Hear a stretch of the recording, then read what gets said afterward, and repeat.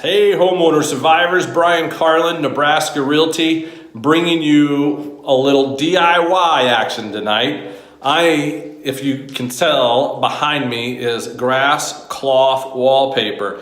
I love it, but we're gonna paint over it. We've got two issues. One, there's a mirror we took down from the wall and you can see the discoloration.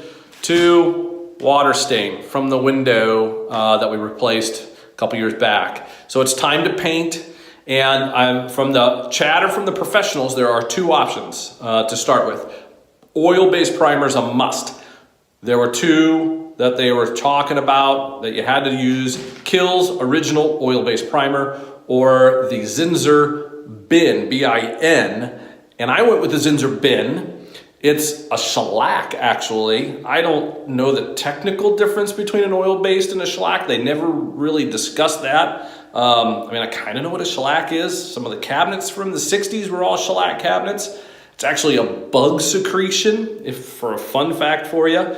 But it's low odor, and we've got kids. So that's why I chose that one.